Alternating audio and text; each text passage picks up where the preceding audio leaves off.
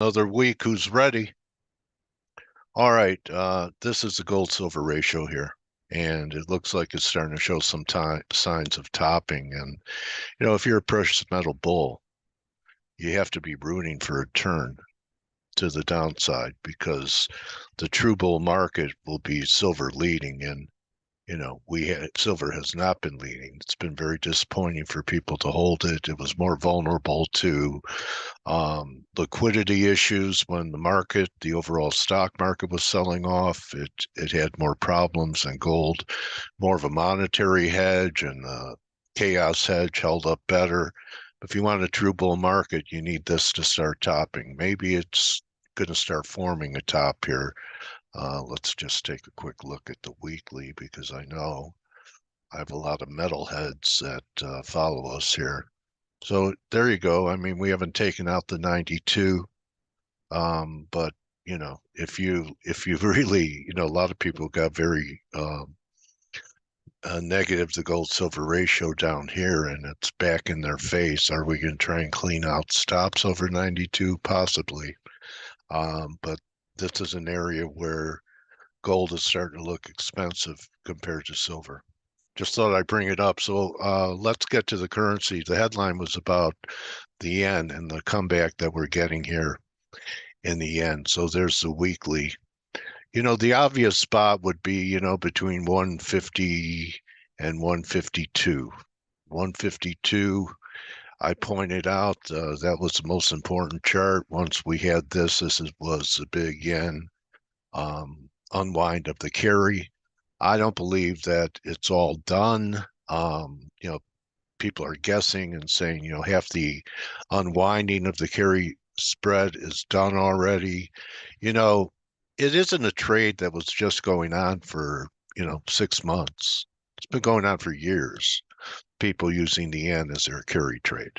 So I have doubts that it's completed just on a move like this in the yen. Maybe down here, which is where I think the yen could end up sometime early next year, maybe sooner, 120. So you have to look to be a seller of rallies here, just like you want to be a buyer of breaks, and the bonds, they still look okay.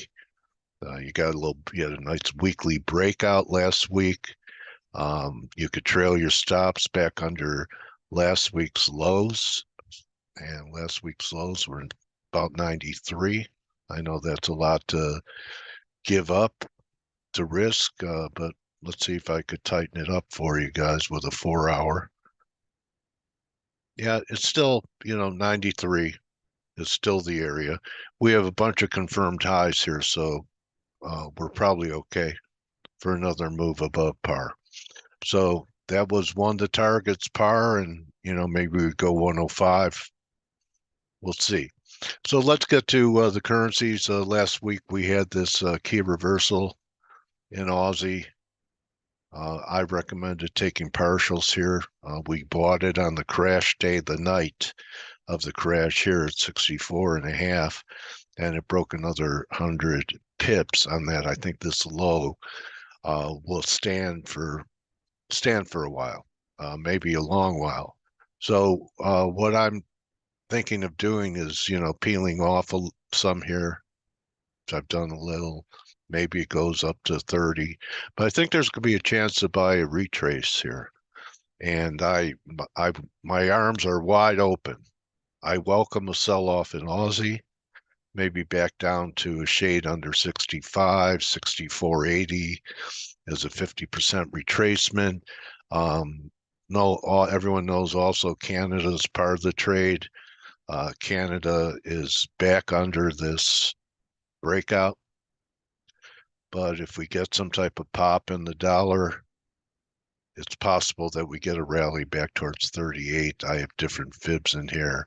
138 is 38% back. It's about an 80 pip rally. Maybe halfway back, 38.20. Anyway, sell rips in Canada. The next major level is down here. And just a measured move from 139.5 to 36 gives you 32.5, which is down here. Okay. And then 32. So this is my campaign trade. And then back under 32, you're talking about 125 or so. So here's your weekly. It's going to be very hard for it to overcome the weekly outside key reversal that it had last week. The off numbers all the way up here at 38.70. If it got up there, I'd try it with stops over the high, which is 950, because I do believe this could be a very big trade. Metals, they're rallying again. Looks like, gold wants this new high. Market's up, gold is up, silver's up. Silver not as much, but I actually tried to short it here at 40. I'm wrong over 65. It looks pretty good. I did want to cover, this is one I want to cover for currency traders. There are a lot of sovereign wealth funds that are in different countries. Like Norway's known for their huge investments in equities across the world, with major investments in the U.S. And NOK, I think their central bank is meeting. I think you have to be short the NOK. Part of the reason is if we do have another wave down in the S&Ps, what I think is happening here is that they're repatriating and getting out of U.S. stocks and bringing the money home. So there's NOK. The other one was given to me by Julian Brigden, and it's a USD SEC. And I think you have to sell rallies here. You have a huge triangle with big implications that we could head back down towards 10, all right, or lower. So sell rips here too. The Sweden could be part of that repatriation move. And Dixie, still ugly. These two candles going to be tough to overcome.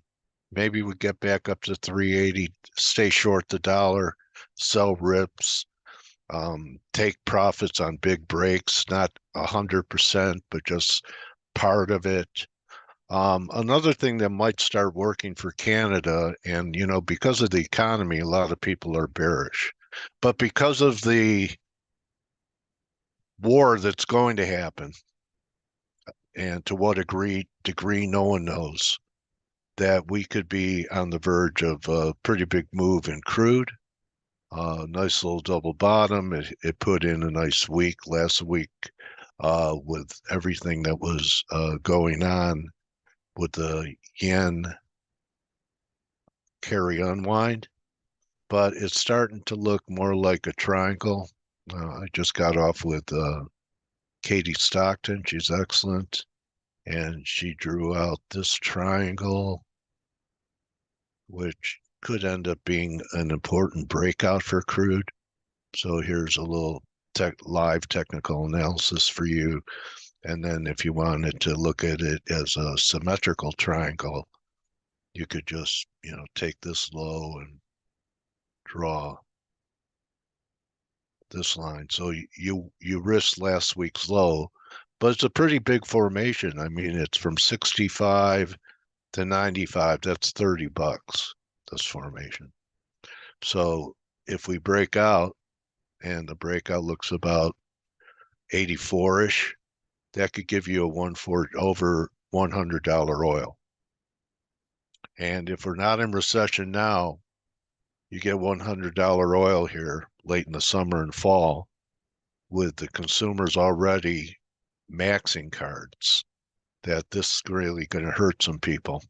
And let me remind you that Mark Chandler once told me that every major recession that we've had in the U.S. was preceded by an oil shock. And I think back over 100 is going to be a little bit of an oil shock. And I don't even know if we're filling up our SPR, but that's the way that looks. So I want to wrap it with risk with the stock. If you went back over the weekend and you listened to the Peter Brandt interview, he said that we have to consider all possibilities. And that means when you're looking at a market, you have to understand not just your bias, whether it's a bear case or bull case, but both cases. So I presented the bull case to you, I'll do it again, but here's the bear case, is that this was a big break, caused a lot of technical damage, especially in NASDAQ. I know there are people talking about new highs, and I also presented that possibility, and I'll do it again here. But I'd be looking to sell some retracements between like 415 and 55 in the coming days or weeks up here, looking for another decline. I have to probe it. I mean, if I'm wrong and this ends up being the case, so you really have to look at, see if it all comes in with the weekly. Sort of. All right, so here's drive 1, confirmed high. Great momentum, near 80. Here's drive 2, diverged a little, but I need a cursor to see it. There's only a point or two under this. Still too much momentum normally to short. I did it off some shorter term stuff, and it was mainly the Qs. So if we get a 3 drive, which would look like this, back up here, 1.618, 6,000, that would be your 3rd drive. So this is the bull case, and selling the retrace is a bear case. So I'm going to do it with options going out to next year. So just in case I'm wrong about it being a retrace and it goes to new highs, that'll be an add-on for me and a scale in if that happens. So that's my view. My bias is still that we're headed lower.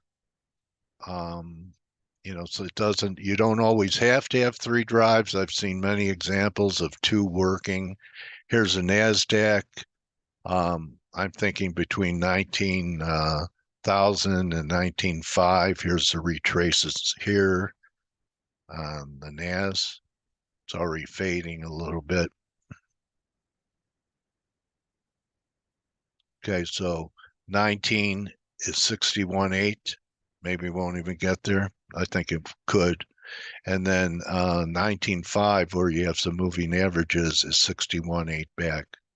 So I'll be attempting some things. If it happens right from here, I guess I'll miss it. So those are my views. And remember, my highest conviction trade is a bear market. We're embarking on a bear market in the dollar. And then I gave you some specific currencies that I have, I think could even outperform a bear market during the bear market, and the dollar this can really fall apart.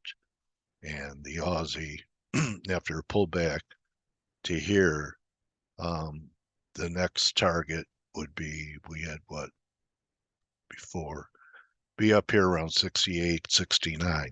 So we'll see if we could get this pullback down here, and you won't have to analyze it. I'll post it, and you know what I'm thinking of, and you can just execute. And remember, most of all, don't just count your pips, count your blessings. Good hunting, everybody. And I'll see you tomorrow with Mike, or I'll see you in the room. Bring your best stuff. Let me see what you're thinking. And you could always leave a comment under the video. I check them out. You have a request for a market or something I'm not being clear about, I'll address it the next time I do one of these. Okay?